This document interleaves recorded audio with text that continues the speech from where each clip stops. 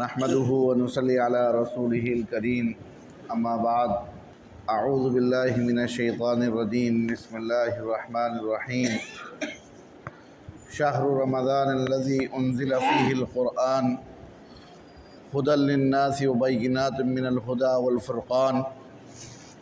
فمن شهد منكم الشهر فليصم صدق اللہ العظیم۔ میرے محترم بزرگ دوستو، آج 8 رمضان المبارک ہے۔ جیسا کہ پچھلے ہفتے بھی عرض کیا گیا تھا کہ اللہ کا لاکھ لاکھ شکر ہے اور احسان ہے کہ اس نے اپنے فضل سے ہمیں اپنی زندگی میں ایک مرتبہ اور یہ مہینہ مبارک مہینہ عطا فرمایا۔ اللہ تبارک تعالی ہم سب لوگوں کو اس مہینے کو مکمل طور پر وصول کرنے کی توفیق نصیب فرمائے۔ محترم حضرات، یہ مہینہ 2 اعتبار سے قابل توجہ ہے، قابل فضیلت ہے۔ ایک تو اس اعتبار سے کہ اللہ تبارک تعالیٰ نے اس مبارک مہینے کے دنوں میں روزوں کو فرض کیا ہے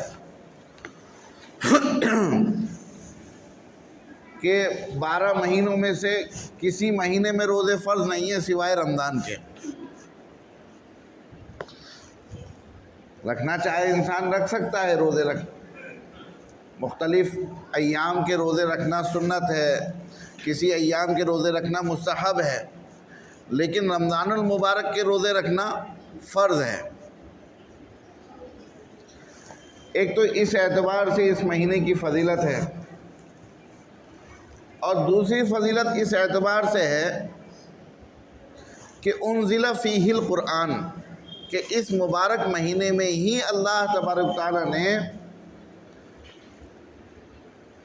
عرش سے آسمان دنیا پر قرآن کریم کو نازل فرمایا۔ جس طریقے سے زمین پر بیت اللہ ہے، مکہ مکرمہ میں اللہ کا گھر ہے جسے بیت اللہ کہتے ہیں، خانہ کعبہ کہتے ہیں،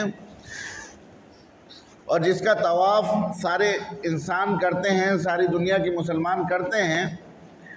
اسی طریقے سے عرش پر بالکل اسی کے سیدھ میں ایک بیت المعمور ہے جس کا فرشتے طواف کرتے ہیں۔ تو اس بیت المعمور عرش، کسی نے کہا ہے کہ پہلے عرش سے بیت المعمور پر آیا، پھر بیت المعمور سے بیت اللہ پر آیا۔ بہرحال رمضان المبارک میں اللہ تبارک تعالیٰ نے قرآن کریم کو عرش سے جو ہے آسمان دنیا پر نازل فرمایا۔ پورا کا پورا قرآن پاک آسمان دنیا پر رمضان کے مہینے میں نازل ہوا۔ پھر حسب ضرورت تھوڑا تھوڑا اللہ کے نبی علیہ السلام کے جیسے حالات ہوتے تھے اور جیسا تقاضا ہوا کرتا تھا، اس تقاضے کے اعتبار سے اللہ تبارک تعالیٰ نے 23 سال میں قرآن کریم کو حضور اکرم صلی اللہ علیہ وسلم پر نازل فرمایا۔ اس اعتبار سے اس مہینے کی فضیلت ہے۔ اور پھر جب قرآن کریم اللہ کے نبی علیہ السلام کے اوپر نازل ہونا شروع ہوا، تو جب اس درمیان میں رمضان المبارک کا مہینہ آیا کرتا تھا تو حضرت جبریل علیہ السلام حضور اکرم صلی اللہ علیہ وسلم سے اس پورے پچھلے 1 سال میں جتنا قرآن پاک نازل ہوا ہوتا تھا، یا رمضان المبارک تک جتنا قرآن پاک نازل ہوا ہوتا تھا، اس پورے قرآن کریم کا دور کیا کرتے تھے۔ یعنی حضرت جبریل بھی اپنے قرآن پاک کو سنایا کرتے تھے، اور حضور اکرم صلی اللہ علیہ وسلم بھی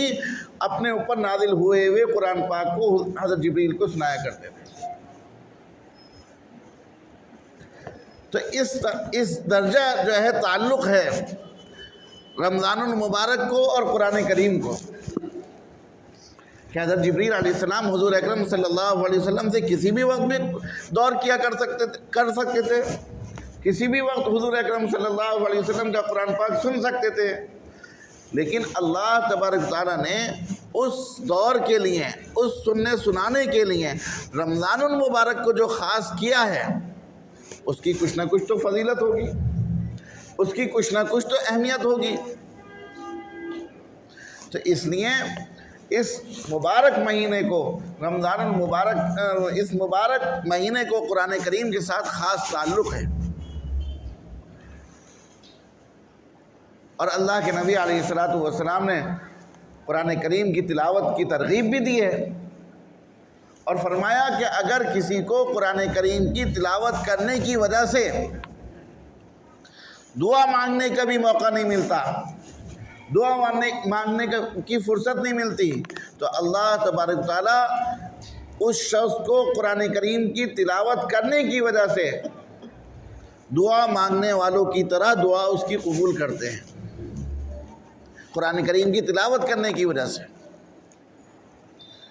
اتنی اہمیت ہے قرآن کریم کی۔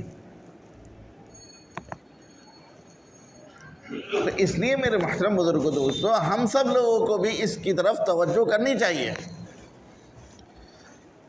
کہ اگر ہم سارے ایام میں اپنی کسی مشغولی کی وجہ سے، پورے سال میں کسی مشغولی کی وجہ سے ہم قرآن کریم کی طرف متوجہ نہیں ہو پاتے اور قرآن کریم کے لیے اپنے اوقات کو فارغ نہیں کر پاتے، لیکن اس مبارک مہینے میں ضرور اپنے اوقات کا کچھ نہ کچھ حصہ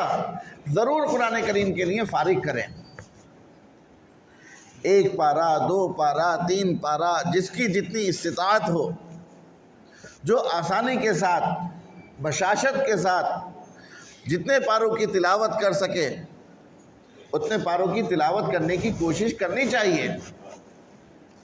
جیسے آج صبح ہی پڑھا گیا کہ حضرت شیخ نے لکھا ہے فضائل اعمال میں کہ میں تو اپنی کوتاہیوں کی وجہ سے اتنا نہیں کر پاتا، لیکن اپنے گھر کی عورتوں کو دیکھتا ہوں، عورتوں کو جو گھر کے کام کاج میں مشغول رہتی ہیں، ان کے بارے میں حضرت شیخ نے لکھا کہ وہ اپنے گھریلو کام کاج کے ساتھ ساتھ 15-20 پارے کی تلاوت کر لیا کرتی تھی عورتیں۔ اللہ نے مردوں کو تو اور فراغت دی ہے، جو مشغولیاں ہیں کم سے کم رمضان المبارک کے مہینے میں ان مشغولیوں کو تھوڑا سا مختصر کر دیں، تھوڑا سا وقت جو ہے تلاوت کے لیے فارغ کر لیں، جیسا جس کی سہولت ہو۔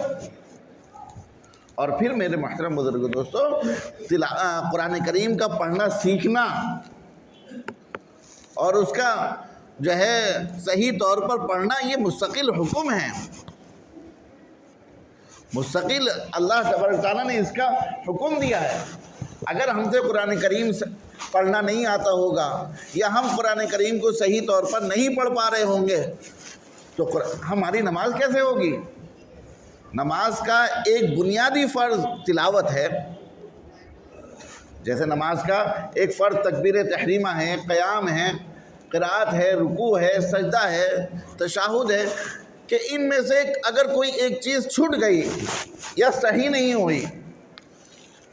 تو پھر سجدہ تلاوت، وہ سجدہ سہو سے بھی نماز صحیح نہیں ہو سکتی۔ اگر کسی نے نماز میں تکبیر تحریمہ ہی نہیں کی اور وہ خوب اچھا قیام کر رہا ہے، خوب اچھی قرات کر رہا ہے، خوب اچھا رکوع کر رہا ہے، تو اس کی نماز ہو جائے گی؟ ہو ہی نہیں سکتی۔ کسی نے سارے فرائض ادا کیے، رکوع نہیں کیا، اور پھر بعد میں سوچا کہ میں سجدہ سہو کر لوں گا تو اس کی نماز ہو جائے گی؟ نہیں ہوگی اس کی نماز۔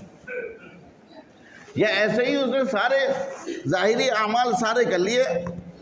ارکان سارے ادا کر لیے، لیکن تلاوت نہیں کری، اس نے قرات نہیں کری کہ مجھ سے قرآن کریم پڑھنا نہیں آتا، میں نے قرآن کریم پڑھنے کو نہیں سیکھا،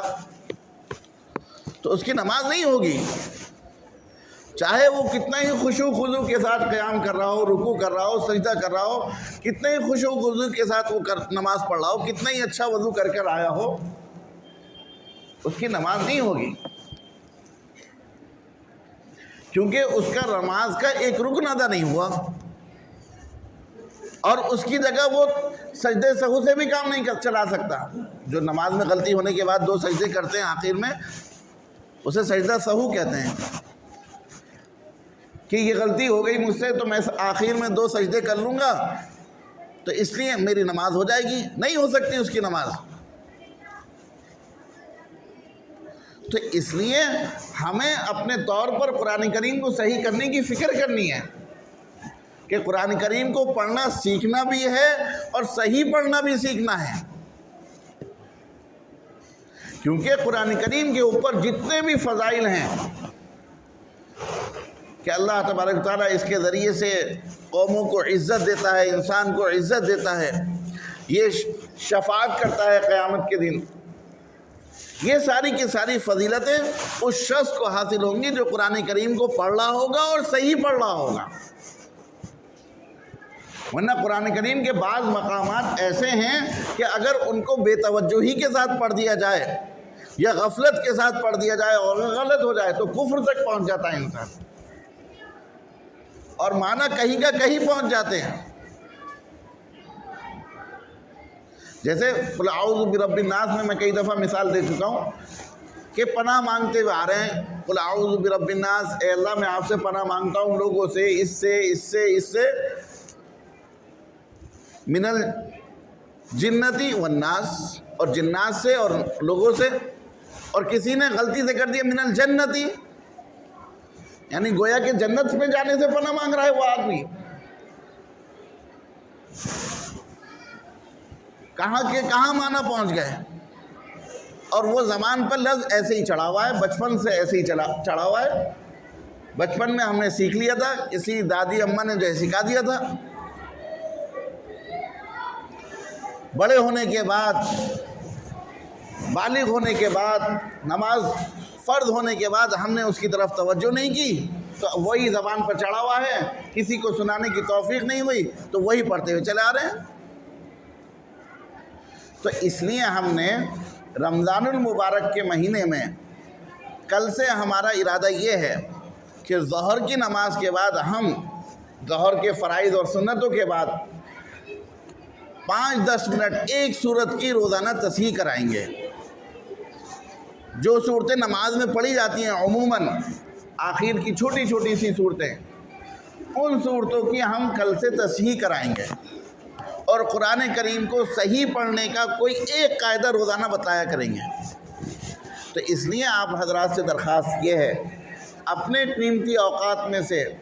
تھوڑا سا وقت قرآن کریم کو صحیح کرنے کے لیے فارغ کریں، کیونکہ بہت سارا وقت ہمارا ایسے ہی گزر گیا غفلت کے ساتھ، بے توجہی کے ساتھ، اور بعض دفعہ ایسا ہوتا ہے کہ ہم ٹھیک کرنا چاہتے ہیں لیکن مواقع نہیں ملتے، موقع نہیں ملتا۔ تو اس لیے اس وقت ہم اپنے وقت کو فارغ کر لیں، اور ایک اچھا موقع ہے، سارے ہی بڑے حضرات ہوں گے، بعض دفعہ ایسا ہوتا ہے کہ موقع ہوتا ہے لیکن بچے ہوتے ہیں تو شرم آتی ہے کہ کیسے ٹھیک کروں، حالانکہ شرم نہیں کرنی چاہیے۔ قرآن کریم تو جب ٹھیک ہو جائے جب اللہ کا فضل ہے، لیکن اب تو بڑوں ہی کے ساتھ جیسے ممبر سے ہم روزانہ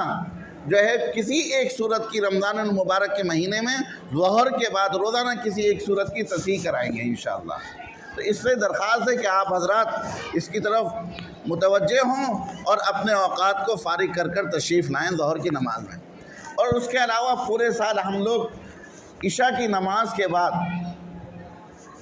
روزانہ ہماری مسجد میں تعلیم بالغان کا سلسلہ ہے، کوئی حضرت مستقل قرآن پاک پورا کرنا چاہتا ہے یا ابھی موقع نہیں مل رہا اسے لیکن عشاء کے بعد وہ ٹھیک کر سکتا ہے، تو وہ پورے سال جو ہے اس کا سلسلہ ہماری مسجد میں الحمدللہ چلتا ہے، اس میں بھی اپنے وقت کو فارغ کر سکتے ہیں، اس میں بھی اپنے آپ کو شرکت کر سکتے ہیں۔ اللہ تبارک تعالیٰ کہنے سننے سے زیادہ عمل کرنے کی توفیق نصیب فرمائے، آمین، وآخر دعوانا الحمدللہ رب العالمین۔